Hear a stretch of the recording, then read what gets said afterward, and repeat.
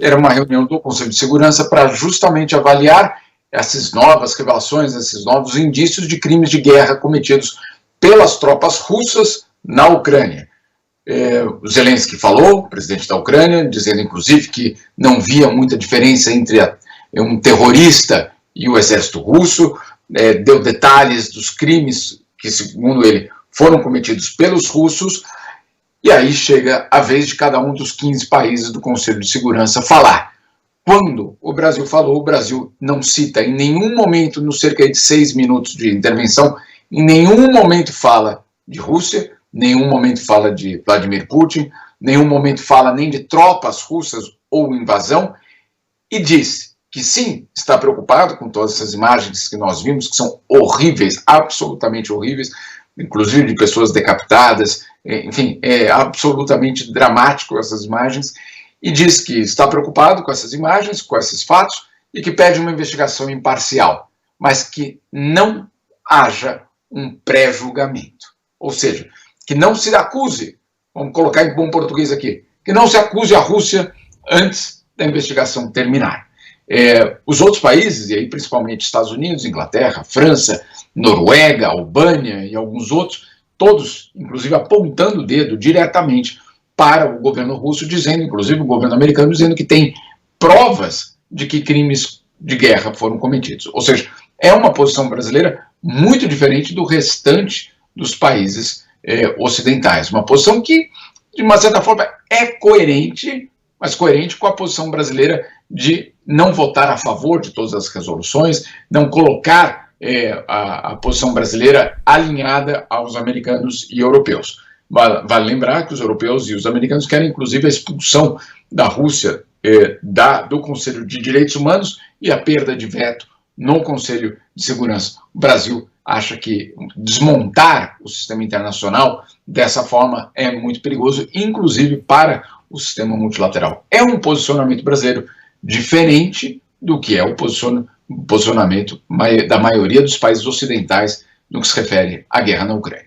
Agora, Jamil, na prática é um posicionamento em que o Brasil faz uma política de boa vizinhança com a Rússia, levando em consideração, inclusive, penso eu, questões comerciais, interesses comerciais do país em relação à Rússia, mas é muito difícil sustentar a versão russa nesse momento, ainda que durante uma guerra, como a gente falou aqui diversas vezes, a guerra de narrativas, de contradições seja muito grande, mas é muito difícil sustentar a narrativa russa nesse momento, de que acusa a Ucrânia de fazer uma montagem, uma farsa com as imagens que estão sendo circulando pelo mundo e chocando a todos nós. Uma coisa é você fazer uma farsa ou uma montagem com uma imagem específica de um corpo. São vários corpos sendo descobertos à medida que as tropas ucranianas entram nas cidades nos arredores ali de Kiev. É muito difícil sustentar esse discurso de Putin e o Brasil se aliando de alguma forma a essa isenção, a esse pedido de investigação isenta diante de uma narrativa dessa, né? Insustentável, ao que me parece. É insustentável, inclusive porque não são apenas os países ocidentais que apontam nessa direção, é a própria ONU. Então, se tem uma entidade neutra, ou pelo menos que deveria adotar uma posição de equidistância em relação a todos os seus membros, é a própria ONU. Mas a ONU hoje não evita, eu diria, não retira o peso do que de fato é. E o que é?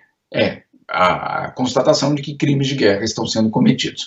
É uma posição brasileira que, eu insisto, ela pode ter uma certa lógica, mas ela está ficando insustentável, não é, Adriana? Porque, de fato, como você disse, existem muitas evidências. O que também choca, e aí é uma questão de coerência, é que, inclusive ontem, o presidente Jair Bolsonaro voltou a chamar Nicolás Maduro de ditador, etc., nas redes sociais, falando que está recebendo os refugiados da Venezuela por conta aí da ditadura de Maduro. O que é verdade. Agora, se a gente considera que ali tem um crime, como é que a gente não considera? Porque não há investigação. Como é que você considera ao mesmo tempo que você não quer considerar que existam os crimes na Ucrânia, né? Então, é uma questão de coerência, mas a gente volta àquele ponto fundamental da política externa. Nada de coerência, só interesses. E para a gente encerrar, Jamil, queria que você falasse rapidamente também a respeito da declaração hoje pesada, mais uma vez, do Volodymyr Zelensky, que chegou a comparar os russos ou as ações dos russos às ações do Estado Islâmico, né?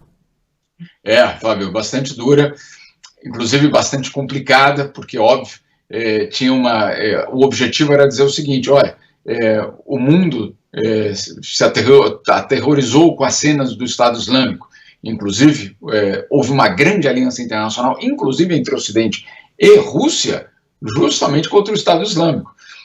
Agora, basicamente o que ele diz é que os russos fazem basicamente a mesma coisa que o Estado Islâmico faz no que se refere aos crimes. Chocou muita gente, inclusive na ONU.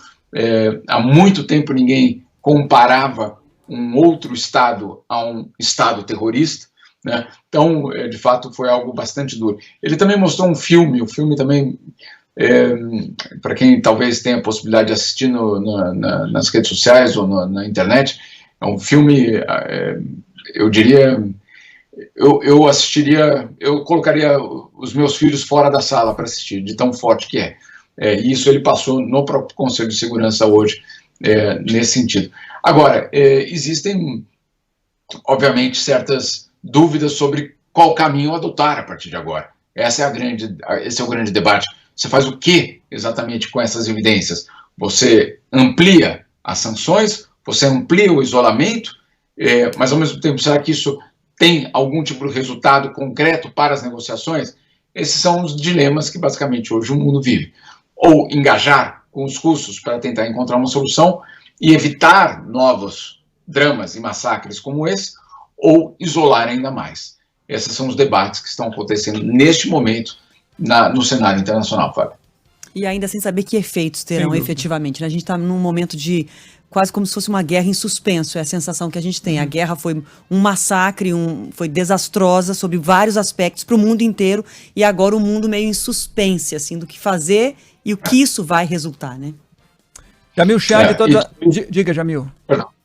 Não, e tudo isso, claro, enquanto você tem já mais de 10, 11 milhões de pessoas deslocadas e um impacto na economia mundial. A própria ONU hoje disse que ela estima que mais de 1 bilhão de pessoas no mundo sofrerão o impacto dessa guerra, como por preço de petróleo e de alimentos. Mais de 1 bilhão de pessoas. É uma guerra que vai muito além das fronteiras da Ucrânia, certamente. Isso foi o que eu falei ontem, né? Não dá só para contar os civis que morreram com uma bala na cabeça, né? Tem os civis que vão morrer de fome, tem os civis que vão morrer por outras consequências aí causadas por essa guerra. Jamil Chad, todas as tardes com a gente aqui no Entre Nós. Até amanhã, Jamil. Um abraço. Obrigada demais. Abraço, Adriana, Fábio. Bom dia a todos.